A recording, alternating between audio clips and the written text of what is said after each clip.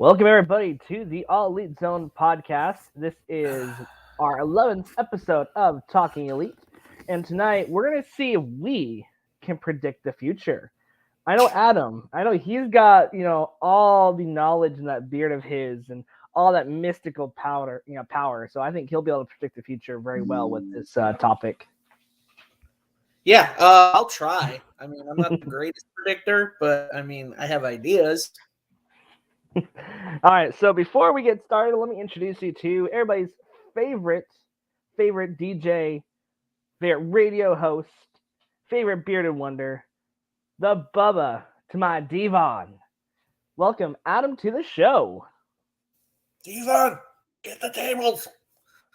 That's the best Bubba I can do. Yeah, like I said, so it's gonna be a very fun episode. Unfortunately, Connor is having some issues personally. Not sure what's going on, but he won't be able to make it tonight. But he will be in the chat below, so he'll be leaving comments like this lovely comment. So Connor says, "Hey guys, sorry I couldn't be on, but he will be on the chat for a bit though." So Connor, I'm so glad that you are still able to come into the chat with us and talk for a little bit. Love you, brother, and hope all is well. Yeah, man. Miss you. I hope everything's going all right for you. All right. So, and then before we get into our picks, did you watch any of the clips from last night's Dynamite? I did. I thoroughly enjoyed both the in-ring segment with MJF and Christopher Daniels. And I also thoroughly enjoyed the Mark Briscoe Josh Woods match. That actually might have been my match of the night. It was a really good match. Man, Josh Woods looked amazing though too. Like I gotta give a lot of credit to. But yeah, no, I enjoyed that match very much so. I'm very glad that after it, Mark Briscoe was officially announced part of All Elite. So yeah, I was super excited to see that graphic be posted today, and it's sad that it had to be, unfortunately, due to unfortunately the passing of his brother. But so happy for him. I'm thankful for him to be on there. I'm actually excited to see what he does with Mark Sterling and Tony Nese next. I feel like that'd be a fun little story to kind of get him accumulated to Dynamite and Rampage and AEW. Yeah, no, and I'm actually excited to see where they go with him as well in Ring of Honor, with tag titles, everything like that. If they find him a new tag partner or he goes at it alone. So it'll be interesting to see where they go with it. I'm curious to see what's going to happen with that. A lot of people are speculating that he's going to go for the World Championship. I'm not sure. Like, that'd be kind of fun to see Claudio and Mark. I think that'd be a great match. Oh, yeah, no, I totally agree. So, yeah, I'd like to see Mark Briscoe do wonderful things in AEW. I mean, we already know he does wonderful things in Ring of Honor, so love to see him having the sky's the limit in AEW. Yeah, I know one of the cool moments I liked last night, it was just a brief, second moment, but did you see that promo that the Elite were cutting with AR Fox and Top Flight? Did you see that little bit of a House of Black? I did. I did. I love the fact that nothing was said. It was that planting of the seed that the House of Black. And they actually they I don't know if they interviewed Malachi or someone, and someone said like it makes sense for the House of Black to go for the trios titles. I think they've been built very strong. I really hope that sets up something. So yeah, I agree with you on that one. And then of course you had another one of my last favorite portion of the night. You had MJF and Christopher Daniels, that promo battle between the two. And to see, I think, a new side of Christopher Daniels we haven't seen really since Impact with that Fallen Angel character. What did you think of MJF's promo and that production last night with MJF and Christopher Daniels? Thoroughly enjoyed it. MJF's promo of basically keeping the crowd on his heel side, saying you used to be devil worshippers, and that was really funny to me. But man, when Christopher Daniels came out and his promo I mean, the man's been in the game for so long. I thoroughly enjoyed it, especially when he said "dick in the dirt." I did not expect that to come out of the mouth of Christopher Daniels, but I thoroughly enjoyed it. Of course, you get the classic MJF heel of low blow, let's beat this guy up, and blah blah. And here comes, Bryan Danielson. So I thought it was a great in-ring segment. And I think the match at Revolution is going to be a great, solid Iron Man match. Yeah, like I feel like last night, I think it helped get a last push to Revolution. So I'm excited to see what they do next week to continue the story. But I think going forward now, I think that really helped sell the pay-per-view for me last night. Yes, absolutely. Definitely want to find a way to watch that pay-per-view for sure. Yeah, because it's one of those ones that like I cannot wait to buy it. I'm trying to see if there's a theater around because I think it'd be fun to go to a theater and watch it. So depending on availability, I might go watch it at a theater. And there it is, the classic lane freeze, ladies and gentlemen. Well, it's weird, but like you're frozen on my end. Oh, I was frozen on your end? Yeah, that's what's weird. So I don't know. You were frozen on mine, so I don't know. Yeah, it's weird, like because on my end, like I'm crystal clear. Gotcha. Yeah. I mean, I'm also going on mobile hotspot right now on my phone, so that might be it too. But I don't know. Yeah, because other than that, like I said, you're crystal clear on my end, and from what I'm seeing on my side, it seems like it's fine. So, all right, okay. Well, Connor, I'm going to start with Connor to see his predictions real quick, and then we'll discuss ours. So Connor, so he is apparently, since AEW started, every world champion he's predicted has happened. So maybe the next two will happen. So he is going with, in order, Danielson, Wardlow, and Adam Cole. So that's a very, actually a really powerful three that I can see happening. What's your takes on his picks? I like him. Do I give Danielson the title right away at Revolution? I don't think so. I think something funky happens with MJF winning at Revolution, and you have Bryan Danielson win it. What would be the one after Revolution? Is that All In? It's either All In. Yeah, it should be all. Yeah, it should be All In and then All Out. Because it goes All In, All Out, and then Full Gear. Yeah. Okay, so yeah, All In. I think that's where you get Bryan Danielson finally winning that title. Only for MJF to again use that diamond ring to win it back. Obviously, there is something in store for Wardlow. Although Wardlow's, it's been kind of funky with his story.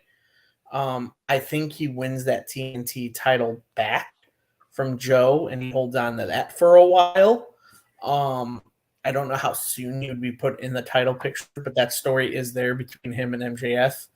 And Adam Cole, I can definitely see hold the AEW title at some point, unless he's injured again or something like that. But I mean, solid bold predictions from Connor for sure. I feel like, especially like with Wardlow, I feel like that one that, like, I guess really, to be honest with you, 2 out of 3 already have stories with MJF. So like it'd be a good way to visit it for when he does decide to lose the title. And my picks are actually kind of similar to the concept of what Connor came up with. Each one of my picks has some kind of situation with MJF inside or outside of the ring. So, and then I have just one of the picks is very actually dead on what Connor was saying, his actual last pick. So it'll be fun to talk about. So, yeah, I'm excited to get into this. Adam, do you want to go first? What's your number one? Yeah. So number one, I do think it's going to be Bryan Danielson. Will be your next champion after MJF. Simply because of the storyline going with him and MJF. I don't think it happens at Revolution. Like I say, I think it's too soon to take the title off MJF, especially with the heat that he's getting and the publicity he's getting. It's that story's there that you can carry it 2 pay-per-views in a row. It's that long-term storytelling that Tony Khan loves doing that I enjoy. So I honestly do think, Bryan Danielson does win that title at All In. However, I feel like that following Dynamite, as Danielson is giving a speech, you hear MJF's music hit, and then out of nowhere, he hits him from behind with the diamond ring, calls the ref to the ring, and says, here's one of my rings. I want my title match right now. And just wins it right there on Dynamite to start it off. Almost using it like how Edge did after he won Money in the Bank, that first Money in the Bank. So I think that'd be a cool. Moment, especially because it wouldn't make either competitor look weak, and you could still give MJF another great run after that. So, I think I could see that actually happening. I think that would be a good way to do a rematch. But I would also do it under MJF's rules instead of Danielson's. I also think that it also gives a good rub to Bryan Danielson. He finally wins that AEW championship for that moment, only to lose it. And now you got more support for the guy from the audience, from the fans are like, dude, he only held that for so long. He should have held it longer. Boo MJF. Now you get the heat back on MJF, and you can possibly continue that storyline to All Out for a final match. That would be I think that'd be awesome. And I think while you're doing that as well, you can easily build up your next challenger to MJF after that. I think with Danielson, he's really held almost every major title in every major company. Really, the only the only two he hasn't won it in is New Japan and AEW. So to have him hold, almost the last, big championship before he retires, because unfortunately, I think he's got maybe a couple years left before he retires, fully. So I would love to see Bryan Danielson. I'd love to see him actually hold a big one at least one more time before he retires. I agree. I think that's the last one that's eluding him right now, and just to have that on his belt, no pun intended, notch on his belt, it'd be a great moment for him to where he could finally say, all right, I've done everything I can, and if he does decide to be like, all right, I'm done in the ring, my body's had enough. I mean, he can always have a backstage present, with an AEW, or he goes back to WWE because he's never burned bridges there. I'm sure, especially under the Paul Triple H Levesque regime, they'd welcome him back as a coach, because who wouldn't want Bryan Danielson as a pro wrestling coach in their company or their promotion? I mean, that's just a given. And then, like I said, you could easily put him with Ring of Honor to help out, some of the new talent down there. You could easily put him back in NXT as a coach, like William Regal does. So, he's going to be one of those lifers where he doesn't have to wrestle to be part of the business. So, I would love to see Bryan Danielson. Before I give my first pick, we have a comment in the comment section. Brenda, she says, "Hey guys, hello, Brenda. Welcome. Always a pleasure to have you watching us, and good to see you back because I know it's been a little bit since we saw you on our chat. So welcome back, Brenda." All right, so my number one pick. Now, this one actually would take a little bit of a build. He's already got a lot of fire underneath of him, but he could be easily put into that next babyface challenger and the next babyface champion. And for me, it's Darby Allin. So with Darby, he has had a lot of great matches. He has been very booked strongly. I feel like he's probably the most consistent when it comes to AEW. He's had two good TNT Championship reigns. He had a great match with Joe. He's had great moments with Sting. He was kept his stock up during the pandemic. So he's been one of the ones that I think have been very consistent on that main roster. And with Darby, like I said, he has that match almost a year ago against MJF that was amazing in ring work from both competitors. So that would be a good challenger for Max and for basically potentially take that belt off of him. So I think Darby will be the next. I think he'll be the next big challenger. If I'm going off, kind of their trend here, I really think that they're going to have a good big baby face, and I think they're going to go with Darby Allin. I mean, it's not a bad choice. I mean, Darby's got the fan base. As far as draw though, and getting the ratings up to where they need to be, and I hate to go to that, is Darby Allin that guy? I'm not taking anything away from Darby Allin as a competitor. I think he's a hell of a guy, a hell of a competitor in the ring. Some of his matches, I mean, are above none. I mean, he's just crazy. He's a flyer. He's an aggressor. I mean, he does this as a small guy. He's not a big guy at all, but he can move. And so I can kind of see Darby Allin as far as a challenge, but as a champion, I just don't see it. He is, I hate to use the term, but he's mid card at best, and it sucks that way because he does have talent and he does have the fan base. I mean, he's got fans behind him, and I hate using the word fickle, but that's what wrestling fans are. You know, they'll be bored with someone's title reign and they'll let you know. And it has happened within the industry. I mean, a lot of people have said, "Oh, that championship run was subpar. It was very quiet. It wasn't that great." You know, some people said that about Hangman Page's run. They're like, it was underwhelming. You know, it wasn't a great run. I thought it was a decent run. I mean, I wouldn't say it was the top 2 or 3 AEW championship runs in the company. It was decent. He had a great feud with Adam Cole. But other than that, I really didn't, get excited for that run. I feel the same way with Darby Allin. I feel like Darby is a great in-ring performer, but you put a title belt on him, I don't know. Fans will be like, "Oh, it's a feel-good moment," but then what if they lose that? They're like, it's a mediocre run right now, So I mean, that's just my take on it.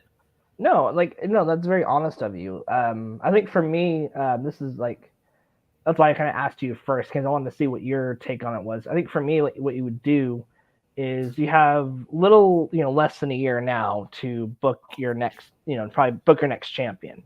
And I think with Darby, he has that loyal fan base that Punk had.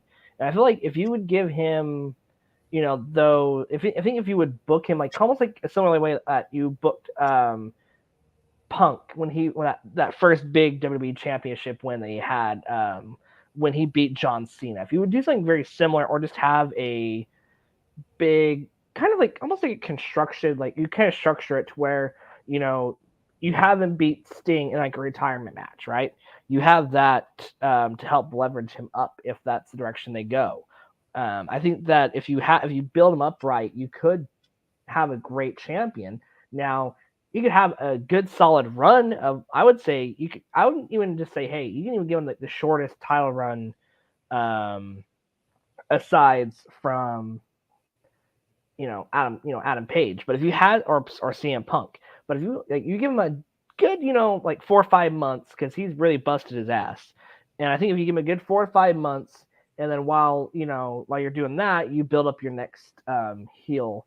And that's going to be my number 2 pick. I actually have a really good idea for a good heel going into basically for who I would basically defeat Darby Allin. No, and you know what? And like you said, the story writes itself between MJF and Darby. So I think the match itself, it would be a phenomenal match. Yeah. And as far as short-term run, I mean, I've already predicted Bryan Danielson winning and losing within 3 or 4 days.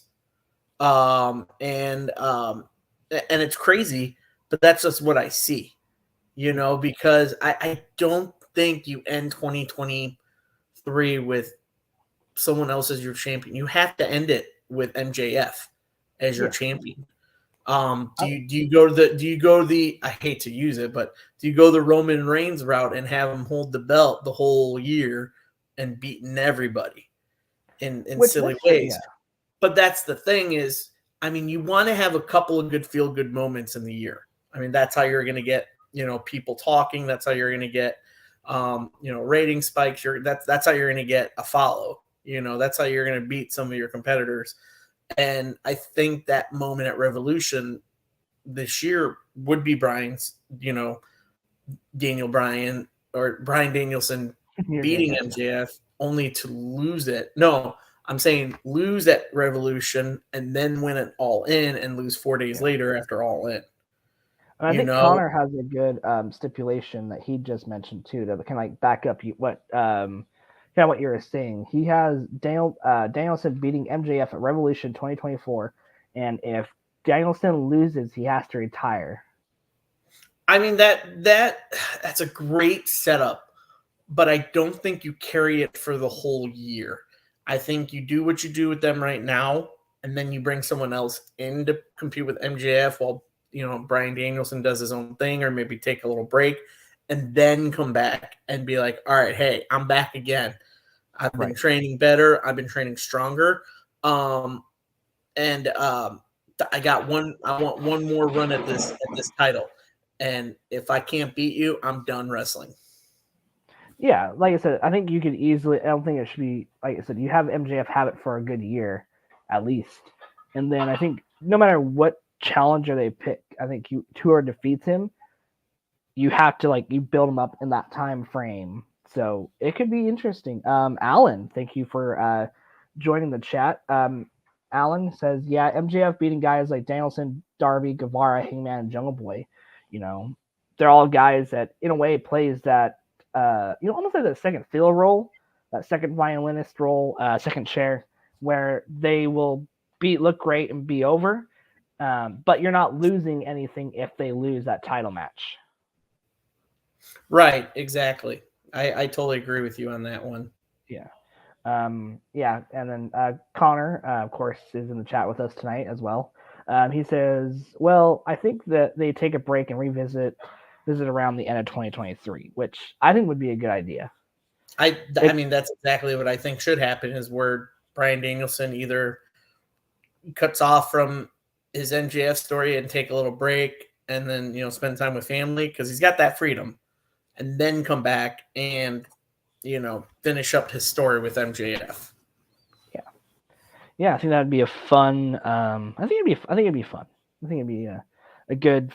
I think it'd be a good, fun feud, and then almost like how, if you look at it with MJF and Moxley, kind of how that came full circle. So I could see that happening with Danielson and MJF. All right, Adam, what is your number 2 pick? So my number 2 pick, it might be shocking to some, but Jungle Boy Jack Perry. Ooh, okay. There's just something special about him, and I think Tony Khan is starting to see that. Hence why he's got him featured every week on Dynamite and Rampage. He's got him on there every week because there's just something so special about him. Once he broke away from Hook at that special little tag team they had, Jungle Hook, broke away from that and saying, I'm going for a singles push.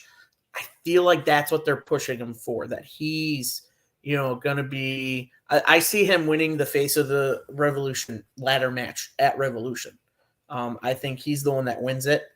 Obviously, do we also see? You might see Jungle Boy work double duty at Revolution. You might see him in a match against Christian Cage and in the ladder match. And I think someone like Jungle Boy Jack Perry could do that, can carry the load. He's still young, and I think he's got a lot of talent. I praise him every week on this show. I really do. I thoroughly enjoy Jungle Boy Jack Perry's wrestling skills. I enjoy his matches. And so I see him as a good, formidable opponent to MJF. And, if MJF is still champion at the end of 2023, if it's someone to take the belt off, I think you give it to a fresh babyface like Jack Perry. You build him up. I think with this match with Christian Cage, Jungle Boy finally gets past that, that hump of Christian Cage. He's already done with Luchasaurus. Now he's got past Christian Cage. It's almost like playing video games and you're getting past those levels to reach the boss, the final boss. And that final boss is MJF with the world title. And so I think that's how they're building Jack Perry. Like I said, it's will he win a title this year? He might. He might win the TNT title. He might win the Ring of Honor Pure Champion title if he jumps over there and has a match over there. I see him winning a gold at some point with AEW. And I think the big one is the world title, and I think him and MJF would put on a hell of a match. Oh yeah, like I feel, especially because they've had, like I said, both of them had great chemistry with similar heels or faces in their in their spots. With Jungle Boy, just seeing it firsthand, being there, at Winter's Coming and almost every Dynamite we've seen him at, the crowd gets into the music, they get into him, they're behind him 110%. And he has that hot baby face appeal to him, where like for me, his character has not gone stale, and they've improved it and evolved it over time to where you could potentially make him a world champion within a year or two. So I think you're right on the money with that one, Adam. I mean, like I said, I praise the kid every day, every week on this show. And honestly, like it's something about legacy too. I think with his name, with his legacy, with his dad, because Luke Perry was, he's been to some of his son's shows. He supports, Jack throughout his whole start in pro wrestling. If you've watched the documentary, and I know bringing his name is a sacrilege in professional wrestling, but if you watch the documentary, You Can't Kill David Arquette. David Arquette has a death match with Nick Gage at a show and slits his neck. The two guys that took him to the hospital that night were Luke and Jack. I forgot about David that. Arquette to the hospital that night so he wouldn't die. Like it's Jack Perry understands the whole organization of pro wrestling. He understands it, and he understands, the structure of it, and he has a passion for it. You see it in his in-ring performance. He loves doing it. He loves hearing that crowd behind him doing the whole, hand sway. No, yeah. So, I mean, that's why I feel like that the button's got to be pushed on Jack Perry eventually. And that's why I feel like he would be a good, strong candidate to take the title off of MJF if you give him a good build throughout the year. Yeah, and I think Tony Khan would not have bought the rights to Tarzan Boy if he did not see anything in Jungle Boy. So I think that'd be a really good pick. I don't have them, unfortunately, in my top 3, and my fiance is going to strangle me for that because she loves Jack Perry. But I feel like in the next couple of years he will be a world champion. I think that's a guarantee, unless something drastically happens. But I think with how he's been booked, it goes back to almost the same thing with Darby. I would even throw Sammy in there too, where they've been constantly booked in Dynamite. And then Alan posted there. Like Trent Seven, though. He looked like Trent Seven. I don't think I do though. Like, hold on, let me picture Trent. We'll think of Trent Seven because I think I look like Trent. I think Adam looks more like Dax Hardwood than Trent Seven, but he does. They both do have really good mustaches and facial hair. So no, I don't want Trent. I don't want Trent Seaborn. I don't even know who that is. So, and then no, Ethan, see, I can't. No, I can't be because he's got the stash. Oh, that's right. You don't have because he's got the crazy stash. I can't do that with my stash. Yeah. Oh wow, maybe in his earlier days, maybe I looked like him because he didn't have the stash there. Yeah. But now he has the stash, so it's like I don't know. Mm-hmm. And then Ethan also says Sting in his prime would have been a good AEW World Champion. Well, yeah, the man's been champion, for WCW and Impact. So, I'm blessed that we get to see him wrestle and retire on his own. He's been a champion in our hearts. Yes, he's a champion in our hearts. Maybe do a Legends title. Remember when they were talking about that in WWE for a little bit? They were going to do a Legends. Oh my God! And then they brought on that stupid 24/7. I was like, what the hell is this hardcore title BS that they're bringing on right now, man? I was like, this is so dumb. least the hardcore title made sense in the Attitude Era and was a lot of fun. But man, that 24/7 title was just. I'll tell you, man, that AEW battle royal. I don't know if it was WrestleMania 2000 that had the hardcore battle royal, where it was like a 15, 20-minute time limit, and the title can change hands through the whole match. And like it was the craziest thing because then they went backstage, had moments like different people were winning that title. That's sports entertainment for sure. Yeah. All right. So my number 2 pick is going to be Adam Cole, baby.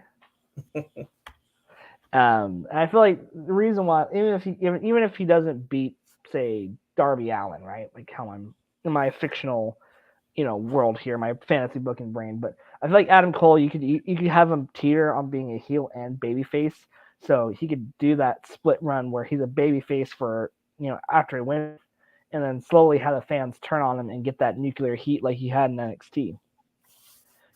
I feel like he's a draw.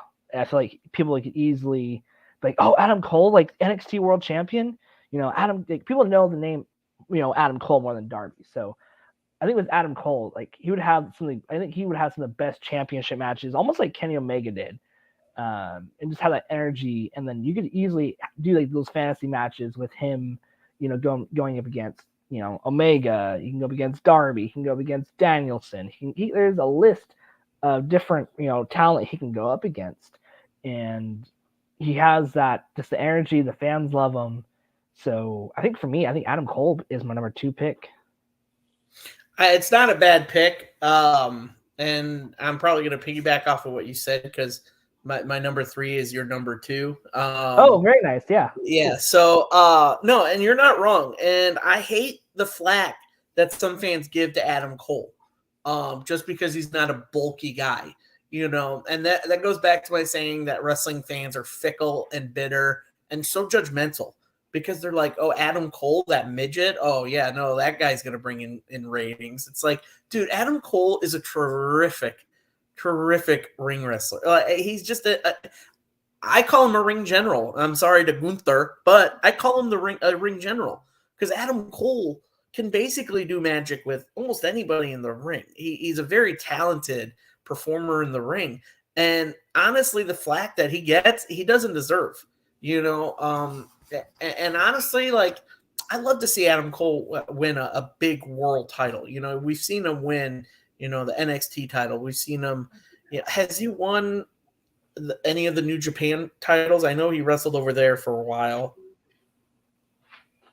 I don't think he won anything in Japan, to my knowledge. I think because when he was part of Bullet Club, I'm gonna pull up my cage match real quick and see. But I know that he did. I know he did. He was ROH, and that's where his side of Bullet Club was. I think he crossed over to New Japan. Right. He was Combat Zone Wrestling. He was a champion. Championship Wrestling.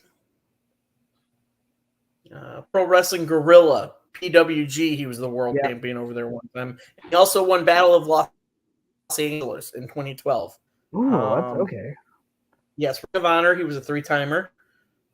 One-time world television champion. Tag team champion winner with Kyle O'Reilly. I don't see anything. WWE. He was NXT. He was North American. He was actually the inaugural North American champion. Yeah, that's right. NXT tag team champ. He was an NXT Triple Crown champion. And he's won a bunch of year-end awards. He definitely has that championship caliber talent. And, I think, and it doesn't hurt when you've got Miss DMD as your significant other. They're supporting you. So, yeah. Well, I think the hard part is he gets a lot of flack, but he didn't get a lot of flack when he was in WWE, though. But that's the thing. It's like I said, it's the fickle fans when he jumped ship. When he jumped ship, it's the same with everybody. When people jump ships, the fans are going to be bitter about it. But that's a wrestling community, and it sucks. You know, that's what I mean. When I was growing up, there's nothing like that. You know, like I watched everything. I watched WWF, I watched ECW, I watched WCW, and I had no problem with any of them, and I had no issues with fans, and because again, there was no social media back then. You know, there was no cell phones in the crowd. If you watch a lot of old tapes, there was barely any cell phones in the crowd. Like nobody you have holding those their phone. classic flash bulbs going off. Like it's crazy, you know. And I think now today it's like, you know, once you jump ships, and that goes to Adam Cole. You know, he got the support when he was with WWE, but as soon as he jumped to AEW, everybody's like, oh, he's going to be successful over there, blah blah blah. It's like, dude, just let him do what he wants to do. You know, let these performers do what they want to do. Yeah, I think that's the hard part. I know, like we've discussed a lot. There's a lot of issues. A lot of people there was a lot of negative comments about last night's Dynamite, and I only had a couple spots I didn't like, but other than that, like it was a solid show. It got stories pushed along quite well, and then having you know, you're gonna have something next week that leads into you know, with Moxley and Hangman's next part of their feud with, you know, that's coming up at Revolution with that Texas Death Match. But a lot of people are like mad that Evil Uno is going against Moxley next week, and I'm like, why? In storyline it makes sense. I don't know. I guess like maybe I'm blinded because I'm the AEW mark, and I'll admit that flat out. That's why I do the All Elite podcast. But you know, but for me, like I really enjoy the show. But I don't know if it's because like for me, I'm just turning off, you know, everything that happened last year and all the negativity, and just sitting down and enjoying some good wrestling. No, and I agree with you. And Evil Uno is another one of those guys. It's like he's entertaining, you know, and I think he's very underrated as a performer. I mean, he's got a great following on social media, especially his YouTube. You know, I've watched his vlogs a lot. He's hilarious.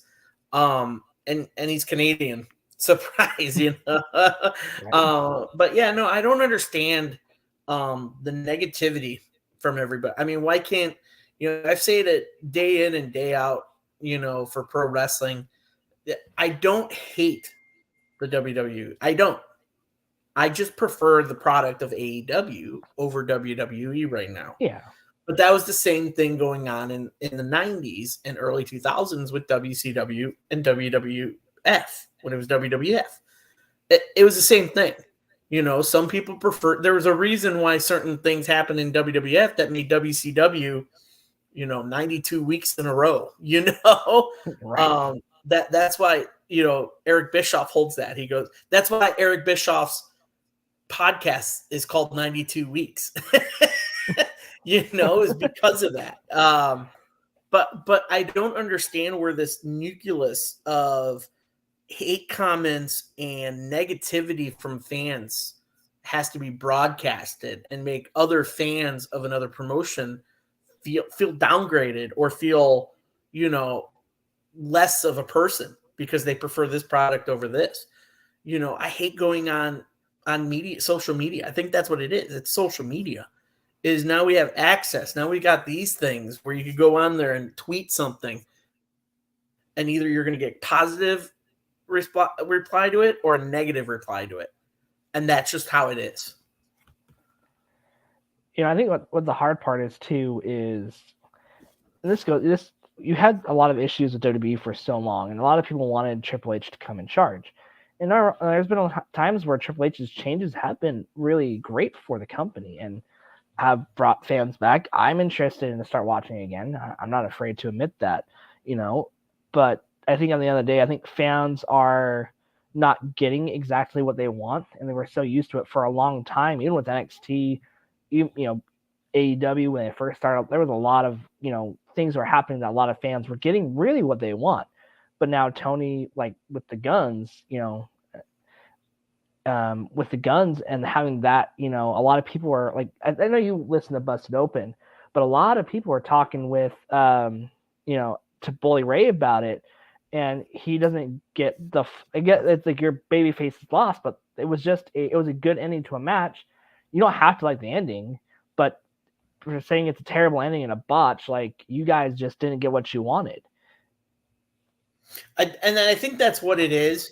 And I will say this straight up, as wrestling fans, I think we're not entitled to anything as pro wrestling fans. We just go and we enjoy the product. We go and we're gonna cheer the good guys and the faces, and we're gonna boo the heels. I mean, it's been that way for a long time. That's pro wrestling. When it gets to this whole entitlement thing of fans, where they're like, "Well, I want this, and if you don't give us this, we're gonna shit all over your product." Why? Just enjoy the product. And you're not wrong. There's been times in WWE where the product has been bad, but I'm not going to shit. I'm just like, I just don't want to watch this. Like I don't. I'll tune out for a while. If it gets better, I'll come back. But in the meantime, I'm going to go watch Lucha Underground. I'm gonna go figure something else out. And it just sucks. That's what it is now. Yeah, and Alan, we've mentioned this a lot, but Alan brought up a very good point that we preach on this show is you can't have your own opinion anymore. And it feels like that. And the hard part is a lot of people book things in their head. And sometimes, yes, they could be better than what we're getting, but going back with the Sasha Banks, Monet, with with that whole issue where Britt nudgely sprinkled in a boss reference, but they never promised it was going to be, Sasha. And the surprise, the whole surprise appearance, they didn't know, reports say they didn't know if, she thought about coming over, but decided last minute. Who knows? But just because of that, you got to stop. I think it's fun to fantasy book stuff, and I have a lot of ideas, but there's a lot of great things going on in really all the companies right now. We are literally in the middle of a wrestling renaissance, but you can give criticism. Give criticism, please. Give criticism to any of the shows and any of the companies. But when you're not even watching the show and then you're falsely spilling out stuff just to give more attention on Facebook, that's when I have an issue. No, and that's the thing is again, it goes back to the entitlement. It goes back it goes back to the whole thing of you don't have to like a product if you don't want to. That's the choices you have. If you don't like WWE, don't watch that product. If you don't like AEW, don't watch that product. Yeah. Find something else. There's alternatives. There's New Japan Pro Wrestling. There's MLW. MLW. CM. What is that? CMILL. That you watch that. CMLL, There's Impact. There's so many professional wrestling promotions out there you can watch. Why do you feel the need to does it make you feel like a better person to shit on something? And I think that's what it is. It's people projecting that way towards something when they're not happy about it. Yeah. And that's the problem that both, and I'll be honest with you, I'm being upfront, both companies get that. Both of the big companies get that right now. AEW gets it and WWE gets it. They get shit on by the fans. Whether it's the same fans or the opposition's fans, it's what it is. Now and like you said, you're allowed to have a view on it and what you think of it, but don't be a negative Nancy about it and attack the performers. That's another thing I have a problem with is when fans start attacking individual performers. That's where I say, dude, they're people like us. Calm down.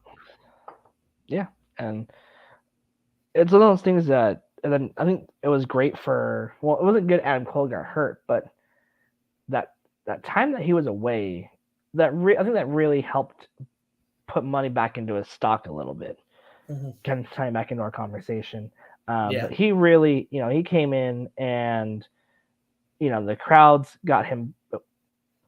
The crowd has got him, behind him again. So, I think Connor. Yeah, and I'm sorry, I went off on a tangent there. Oh no, you're good. Well, that's what's great about this podcast is like a lot of our conversations, it all ties back into our main topic, and that's why, because like I said, we we give our opinions, and but it's also good to Discord too. Why, like I said, it kind of gives us that room, that space to breathe and to communicate. And then plus, like I said, it just all ties back into, like I said, with Adam Cole. Like it, right. It's one of those things that a lot of fans were so down on him and saying he's small, short. But the thing is you don't do the same thing to Rey Mysterio. You didn't do that when he was world champion. It was for a short time, but it's okay to have the smaller guys in your company and be world champion. I agree, and again, that's why, going into our topic, that's why I'll just go straight into it. Number 3 for me is Adam Cole. I mean, the man is a workhorse. For him to recover the way he did from a severe concussion like that, and to build himself back up, and that promo when he came back, it was just a solid promo of just be like, dude, I'm not going anywhere. That's almost like if you want me to go away, I hate to say it, if you want me to go away, you're gonna have to kill me. That's how I felt with that promo from Adam Cole. He's like, I'm gonna, you better make sure I'm dead before you make me not be in this ring right now. Yeah. I guess there goes Connor. Connor was in there for like a brief second and boom, bye. Yeah.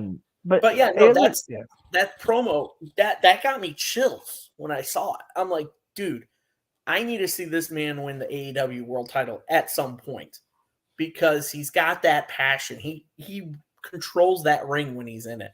He literally does. Both of his matches against Hangman Page, I thoroughly enjoyed. I think there was a lot of excitement in those matches with Hangman Page for those titles. And that's the moment where everybody thought, oh my God, Hangman's going to lose the title to Adam Cole. Is that storyline that it seemed like Adam Cole was a legitimate person to take the title off Hangman Page. And honestly, I like your idea of, hey, have Adam Cole win it as a babyface, but then turn heel. It's almost like the complete opposite of what happened with Randy Orton. When Randy Orton won the world title from, I shouldn't say his name, but Chris Benoit, he was a heel. And then he quickly turned babyface. So it's kind of like the opposite. Let's have Adam Cole win it as a babyface, but quickly turn heel. Yeah. It's one of those things that I think, at least story-wise, it'd be good, because then if you need to build up a babyface, or if you need to build up a heel, depending on how you want to market it, there's so many directions they could take with it.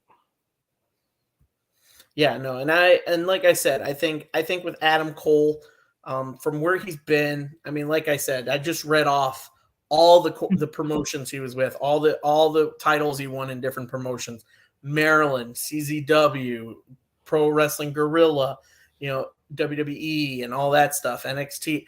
Like, it is amazing, that this man has not won big titles yet. And I think the AEW title is right there for him. And I think it's a good push. I think he would have solid matches as champion. You get him against people like a Jungle Boy or a Ricky Starks or Darby Allin and all that stuff. You have solid matches with Adam Cole, and like you said, Kenny Omega. You could have solid matches with Adam Cole as your champion. Yeah, I think with Adam Cole, he kind of checks all the boxes for a major company title push. I think that's kind of why like we've been on for actually a good little bit, actually a good chunk of time. But I feel like he's that one that has a name value. Your fans that are just not mediocre, but they're casual. There you go. Your casual fans could get behind and enjoy. So I think he'd be a good, and then what you could do, use him. And then for my third and final pick, it's actually a little bit different than the direction I thought I was going to go when I first made this list. But I'm going to have to go with Powerhouse Hobbs. Wow. I know it's a little more of a surprise pick, but I think with Hobbs, one thing that I know we've had a lot of discord on, and Connor and I have talked about this a little bit too, but a lot of the big guys don't get used well on Dynamite. And I feel like Hobbs would be a good person that you could put in there. I would even pair him up with Mark Henry and make him basically make him a manager, and then have him build up to a title win, and have him be like the next Brock Lesnar, the next Mark Henry, be that big, powerful force that you really don't see a lot in AEW. And I feel like Powerhouse Hobbs, he's starting to look, and he has that emotional backstory with being on the streets that we saw a few weeks ago, that those vignettes that we were seeing Aaron. So I think he could be a good fit for for a world championship in a year and a half, 2 years, maybe even 3 years down the road, depending on how they book it. I mean, I don't disagree with you there. If I had to go with a decent big fella on AEW, I think Powerhouse Hobbs does check all the boxes for someone to hold a world title. Do they pull the trigger on him? I don't know. I mean, that all depends on the booking and everything like that. But with Powerhouse, I mean, the idea of Mark Henry as his manager, I like it. I'm just not sold as Mark Henry being a mouthpiece for Powerhouse. I see someone as a mouthpiece for Hobbs as someone like, maybe Mark Sterling or Stokely Holloway. Like, I see those guys as a mouthpiece for Hobbs. Not to say Hobbs is bad on the mic. He's got great mic skills, but I want him to be one of those silent champions where, he doesn't have to say anything. He just does it in the ring. Kind of like how, Paul Bearer was for The Undertaker when it started out. Paul Bearer was the talker for The Undertaker. And he's like, this man, he's like, oh, yes. I mean, something like that. You need someone like that as the mouthpiece for Powerhouse Hobbs. I do see this year, though, Hobbs finally winning gold. I think he wins the Ring of Honor television title off of Joe. I think we see Joe lose the title to Wardlow, the TNT title to Wardlow, and then Joe losing the Ring of Honor television title to Hobbs. And I think Joe takes a little break because the man's been putting his body and because everybody knows it's no secret. Joe is injury prone. He does get injured quick. He does, but that's just the long term of the industry of what it does to your body. He's getting older there, so his injuries are going to become quicker and quicker because his body. Honestly, like that match with Darby Allin, I was like, dude, he must have hurt himself somewhere because that was a brutal match, and Joe put on a hell of a showing in it. The man gives his body 110%. So I honestly think Hobbs wins a singles title this year, just because you have this whole story of the Book of Hobbs. Like the Book of Hobbs, you have to go somewhere with that. You can't just keep doing that week in, week out and not have a final result of it. You got to do something with it. And if that means putting a singles title on him, pull the trigger on it and give him a singles title. Let him run with it. And I think that's what Mike let me go back to his comment real quick, but I think that's one thing that Mike brought up. Hobbs has been kind of a ghost since Full Gear. You haven't really seen him. Almost seeing the same thing that happened with Christian Cage, or not Christian Cage, Brian Cage. I'm sorry, there's been so many Cages this week and ages. But with same thing with Brian Cage, I hope he doesn't get that same treatment. And I'm hoping even you said use him in Ring of Honor, build him up in Ring of Honor as an unstoppable force, and you can always bring him back over. Right. Michael says, do you guys think that Tony Khan should use his wrestlers better because people that should be getting used, and don't you guys think that Tony should start using these guys before they decide to leave AEW?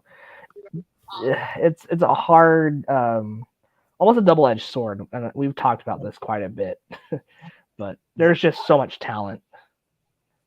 And like you said, Ring of Honor is there too, because technically when Ring of Honor closed down, a lot of people left. A lot of people left Ring of Honor. So you got to fill that roster somehow. So I feel like with the talent you have overpooled in AEW, you can bring them onto Ring of Honor, get different eyes on Ring of Honor, and try to see what you can do with that. I honestly think there are guys that aren't being used as much as they should. I mean, man, if I can think off the top of my head, yeah, I think he's injured though. Miro, Miro's another guy that hasn't been used, in a while. I think since his semi feud he had with House of Black, and then he had that angle, and then he hasn't been seen since. Do you use that as House of Black wins the trios titles, and you have someone like Eddie Kingston come back, because I think Eddie Kingston's hurt, but he might be back, and have Miro come in and them being a team for the House of Black, and maybe bring on a third person and have that as a trios team. I mean, that I'd rather see that than them not used at all. I'd rather see Miro, Eddie Kingston, and someone else be used as a trios tag team to battle House of Black as a storyline than none of them being used at all. I think that's the hard part. Yeah, I think that's the hard part, because I would love to see people like Brian Pillman Jr. I would love to see him get used more. I would love to see better for the Dark Order inside just being Hangman's like story piece. I'm glad that Preston Vance. How long did it take for them to do something with Preston Vance?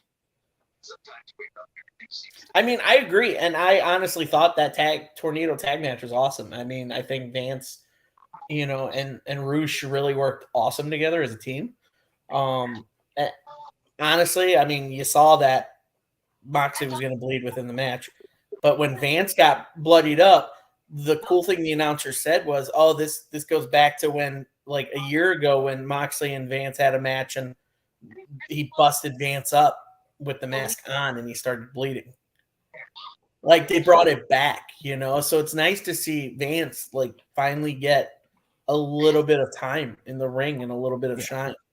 So, but like you said, it's like it sucks because it is that double-edged sword, and I think that's the idea of, we get it. Like, you have YouTube too, you could have Dark and Elevation, but it's also like, but TV time, it's what's precious. And I understand it's a product, and that's what Tony Khan's trying to do. He's trying to put the best storylines up front on TV. But I mean, you guys mentioned it. We've talked about it. Good storylines are happening on Dark and Elevation as well. Look at Hangman Adam Page, and not Hangman Adam Page, Ethan Page, and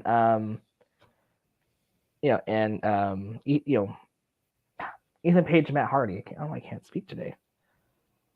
Yeah, no, that story too. I mean, that's been kind of fueling on Dark and Elevation, but you finally kind of saw it a little bit when they tag teamed against the Acclaimed, and you kind of saw it. You kind of saw the story there. So, I mean, that's another thing that you kind of saw on TV, but I think that's the plan, that we saw it on TV, so now we follow these guys on Dark and Elevation to see where that storyline goes. Yeah, it's a good trade-off in a way, but yeah. And so I think what it is like you said, it's a double-edged sword. So to plainly, the best I can explain my answer to Michael on this question, I think what Tony Khan is trying to do is use as much time as he can with all formats that he has, on television and then on YouTube. He's using those formats the best he can to get those performers out there. I mean, you look at people like the Renegade Twins. They just won the women's tag titles in another promotion. I think it was the NWA women's tag titles. They just won. They just won those last weekend. Enough said. Like, and they've been used a lot in AEW, but mostly on Dark and Elevation, So, but like I said, Tony Khan's just trying to use all the platforms he can to get these people as much time as they can. I think that's the best way I can explain it. Yeah. So that's pretty much it for our actual picks. Since we got a little bit of time left, let's give our not a random pick, but a wild card. Let's do a wild card pick. You guys done for that? Yeah. Man, wild card pick. I didn't even think about a wild card. Gotta make it fun. Gotta surprise you. I know. Man, you know what? I'll go. I'll go with someone. I don't think a lot of people would think I would pick to win the world title, but I would probably go with Ricky Starks. I mean, you got to revisit that. I mean, he's someone that I think can run with the title. I think AEW sees a lot in him. Otherwise, they wouldn't have given him the push they did against MJF. And I don't think it's a one-off that they did that. I do feel like there's more for Ricky Starks. I think it's more so he's got to finish the storyline with Chris Jericho and the Jericho Appreciation Society. And once he's done with that, maybe he can go back to the world title hunt. Yeah. Like I said, I think someone like an Adam Cole and a Ricky Starks match might steal a show. I mean, I think that would be a solid match. I think we like him.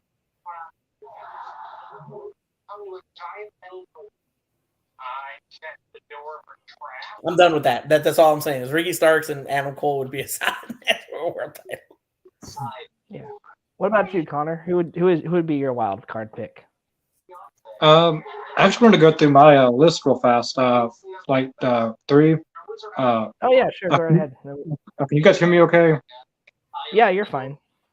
So I looked in the comments earlier. Bryan Danielson beating MJF Revolution 2024. MJF's like, Roy beating you.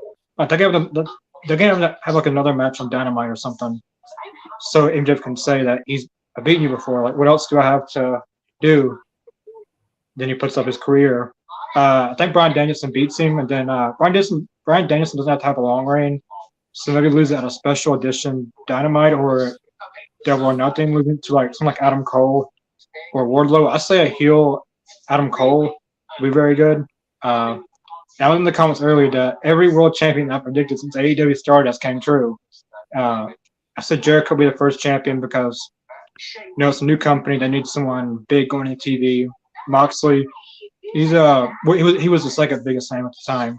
Omega, it was time for him to win that world title. He won the tag title with Hangman. He beat Hangman at Full Gear 2020. He beat everybody. It was time for him to go against Moxley. It's the only guy he didn't go against at the time. Hangman, revisit that feud. Hangman beating Omega. Punk beating. No, I didn't predict an interim champion. I didn't predict that. No one can predict that. But yeah, I got Danielson, Adam Cole, and then Wardlow beating Adam Cole. Which I don't know. It could go Wardlow beating Danielson and Adam Cole beating Wardlow. But yeah, but for a wild card,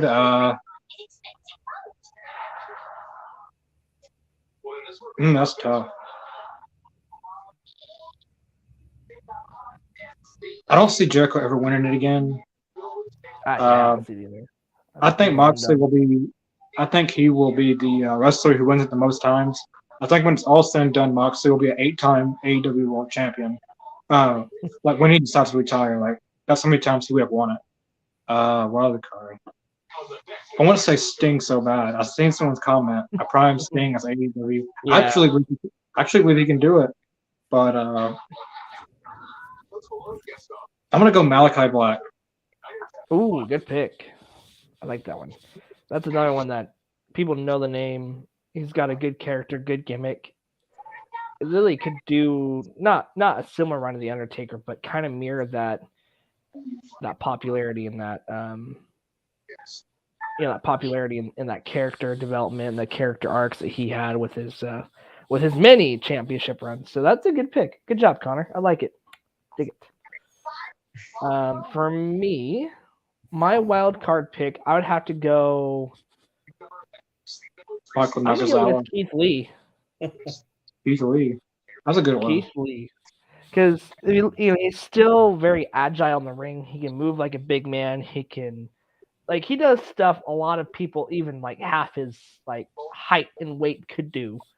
Yeah, he should. A lot of the moves he does, he shouldn't be doing. Like, it seems impossible for him, but And I was even thinking that he was going to be like one of the biggest world champions in WWE. I literally thought he was going to win the big one day. Well, I don't think he won the NXT championship, did he? I know he's North American. He did. Yeah, he was a double champion for like a week or two. Okay, okay, now I remember. Yeah, because it was like right before I called him up and made him Bearcat. Yeah, Bearcat. But I feel like Keith Lee, I think, with everything that he's done in this industry, and a lot of people still like, they're still behind him. He is very well spoken when it comes to his promos. I feel like it could be. I think it could bring something different to the championship than what we've discussed with our picks, like our solid threes.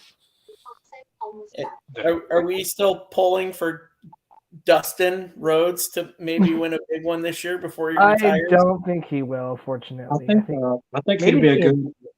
I think he'd be a good TNT or All Atlantic champion. He deserves to win at least one type of. I feel something about Matt Hardy. I think Matt Hardy.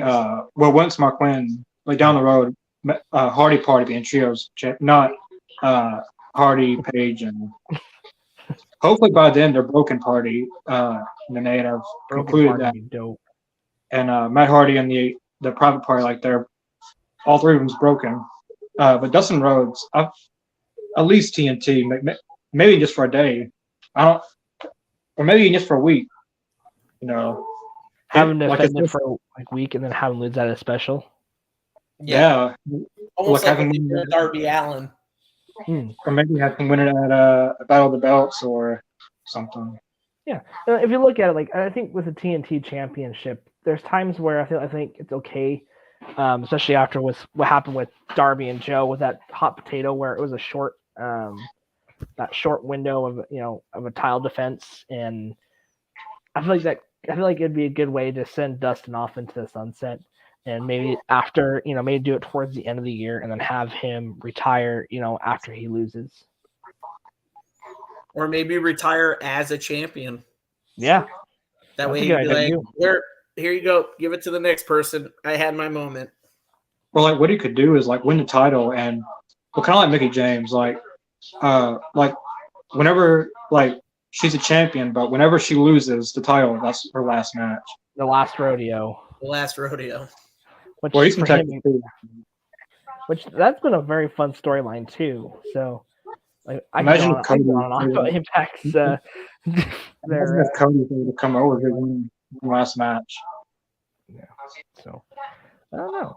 Actually, that would be a fun podcast in itself. Doing a Dustin. Maybe we'll do that. Maybe we'll put that in the bank to do a little bit later. Is how we would book the last ride of Dustin Rhodes. I really wish there'd been at least one more Cody and Dustin match, but I think that's the hard part. That actually can happen. That actually can happen. In AEW Fight Forever, you can play that game. Yes. You can play as many stipulations as you want, but it will happen again. First blood match. Just not the one. Moxley. He loses immediately. Instant lose. Did you guys see that meme today on Facebook too? It was for some reason it was circulating Facebook about the whole Moxley will lose any first blood match right away. There was one, somebody had poked a hole in a KFC ketchup packet because it had the Colonel Sanders on it right in the center of his forehead. It was just gushing blood, and the caption read, "Moxley be like." Yeah. I don't know who else. Someone made a post. I think it was a picture of Jordan Peele. It was double photos. It was that meme of him sweating, but it was the sweat dripping. It's like, I think it was like, I don't know who they used in the name. I think they said Bobby Lashley. Bobby Lashley 5 minutes into a match and it's sweat. And then the picture underneath it, same picture, but it's blood. It says Moxley 5 minutes into a match. Yeah. I think that's the hard part is it kind of taken away a little bit from Moxley's story. Last night, I feel like they did a good job with the Texas Tornado match with Moxley bleeding. And I feel like that was I think it was a cool story with him and Preston still. I think it was still I feel like there's something there as well. So I don't know. I think they could be Moxley's next challenger after Hangman. I mean, after Hangman, I think Moxley needs a break. I think after Hangman, let the man vacation. Revolution, the man needs his vacation. He hasn't taken one yet, and he said he was told he needed one. So I mean, when CM Punk's supposed to be clear in April, so he could take a load off of. Well, you got Adam Cole back now, so like star power wise, could take a load off, but yeah. To be honest with you, the middle of 2023 is probably going to be I think that's going to almost April's shock going to AEW back into the million. Either Revolution or April is going to be a very interesting because if FTR doesn't come back at Revolution, they may come back with CM Punk when he comes back. But Revolution and going into April is going to be very interesting. Yeah, and especially with there's talks of FTR coming back, CM Punk's training back in a ring, so it seems like it's going to be. I don't know. I think there'll be some fun. I think there'll be some fun things that happen. Kip Sabian's got a kid. What? Yeah. Kid Sabian. I didn't know he had a kid. Is it his and Penelope's? Like, does him and Penelope Ford have a kid? Kid Sabian's coming to AEW. Oh, kids.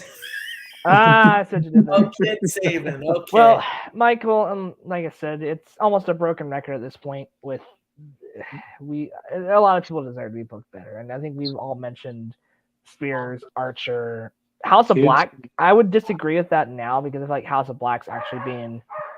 I feel like House of Black's actually being booked better. What do you think? I think once House of Black came back, I think they're getting pushed towards that Elite versus House of Black trios title match. Yeah. And I think it's going to be a stellar match, and I think that's where you put the titles on House of Black, because that's your backup plan if the whole Connor dream match of Punk and FTR against the Elite doesn't work out. Yeah. If Punk and the Elite don't come out as a trios and goes against the Elite, then your fallback is House of Black. Yeah, and I still think something's going to happen at Revolution. So, like I think big. I like to see CM Punk come back just go back straight into MJF, not go to the trios. I mean, I know it's hot because of obvious stuff, but I think that can make a lot of money off of MJF and CM Punk, especially for a title. But they could, yeah. But either way, it's a big. Either way, FTR and CM Punk, or it's FTR and CM Punk versus the Elite, or Punk and MJF is both. Whatever they have CM Punk do, it's gonna be something big for him to come back. So it's obviously gonna be a big draw for. You have that. I think you have to have that. I think what you do is you drop the belts off of the Elite, and then it's FTR and Punk versus the Elite, and then at Full Gear, I think that's when you pull the trigger on CM Punk and MJF. Have that be your last big feud of the year, at least pay-per-view cycle wise. I think that Elite and Punk and FTR, I don't think that match itself needs the trios titles either. No. It's a nice little added part to it. It's a nice little salt to it, but I don't think you need titles for that. I think you could drop the belts to House of Black and have them feud with teams for the trios, and then have Elite and against Punk and FTR. I just hope if House of Black win that they have some teams lined up from the go against. I think you're kind of setting. I think they're setting that up now. If you look at what's going on, I know they got Top Flight and Air Fox in their third title defense, but actually their second title defense gets the Elite because they did go for trios titles against the Death Triangle. Death Triangle. The Lucha Bros are back, but I think they should go into the tag division for a bit. But if they wanted to later on, maybe have Death Triangle versus House of Black for trios titles. Just split them up from Pac for now. Yeah, I think for right now. Pac has visa issues anyways. So yeah, putting Pat. This didn't come during that big trio matches. Yeah, so putting the Lucha Bros back into the tag division will be good for tag division because they're one of the best teams in, well, kind of in wrestling in general, like in the entire world. I feel like, yeah, from Impact to AEW, AAA. Yeah, no, I totally agree. All right, well, that is going to do it for Talking Elite tonight. I'd like to thank Connor for coming on, and so good to see you, man. It's always a pleasure to have you. Yeah, it's a miracle. It was a miracle it happened. I'm actually in the hospital in Memphis, Tennessee. Really? Is everything okay? Well, not with me, but just someone else in my family. Well, we hope whoever it is, they have a speedy recovery. We'll say some prayers for him, of course. If you guys in the comment section could say a prayer for Connor and his family, we'd really appreciate that. Yeah, it's great to see Connor, and hopefully that your family member is okay and they recover quickly and everything. So positive thoughts and vibes for you and the fam. So yeah. All right. Well, next week we got a very fun episode planned. Well, at least I do because I haven't told these guys about it yet. So we are going to predict the All Out 2023 card. We're going to talk about how we would book it and what your main key matches will be. All Out, that far, huh? That far in advance we're doing an All Out? It's predictions, that sounds pretty fun because that sounds pretty fun because you don't know anything, so you don't. Yeah, you don't. So you can really book your own card without even knowing what's going to happen right now. Yeah, interesting. I like it. So we'll each get 10 matches to book and then 2 pre-show matches. Sound good to you guys? Yeah. All right. I also want to mention Aiden's. This is Talking Elite. Booking Elite. Aiden's Booking Elite will be on very, very soon because it's around Revolution time. Our first subject was we filmed this a few months ago, so but all those matches are not going to be happening. But I think it'd be an interesting video to be out, like our predictions for the Revolution 2023 card, which will be out on Monday. Awesome! Can't wait to see that. So make sure you guys follow our YouTube channel. Make sure you guys subscribe down below. Connor has been working his butt off, literally, to put out a lot of good stuff. So it's gonna be a good lineup of shows coming up. We got some stuff in the works, of course. Are we having Lady Frost on these coming up soon, or is that still in the works? Well, I may have been frosted by that. I don't know. Well, I don't want to say ghosted, but I am I'm still trying to get that worked out. But I said it on last night. Devon Dudley, he just left WWE a few weeks ago. Devon Dudley might be on here eventually, but the one I'm most looking forward to doing is the Ken Shamrock because that was a total disaster. And after a total disaster, it needs to be something. It needs to turn into something. But I hope I can get Lady Frost. Like everyone, message and tag Lady Frost in the All Elite Zone page. Yeah. All right. Well, make sure you go follow us on Spotify. We're putting up content on there as well. Post past shows on there. Go listen to some of the cool shows that we've done. There's some great freak out moments from both myself and a couple others from the past that are no longer on the show. Of course, go check out some of our past Talking Elite episodes if this is your first time listening. Don't forget, we will be back tomorrow night for Rampage, and we will do a watch along with Rampage. So come on out and join our watch alongs. Follow us on Twitter at All Elite Zone 1. Go like us on Facebook. We post different things every day, almost every day. We post different things, and then we'll post a poll up here in the next little bit about our who you think would be the next world champion, and I'll put our number 1 picks on there for you to go and like. So, and we'll read the results next week on Talking Elite. So thanks again to Adam and Connor. It's always a pleasure to have you guys on my Crazy Madness show. So, and thank you to the listeners. It was fun to have you guys in the comments. Keep coming back each week. And like I said, we'll enjoy talking elite and the conversations. So without being said, I will bid you guys adieu and good night. Bang.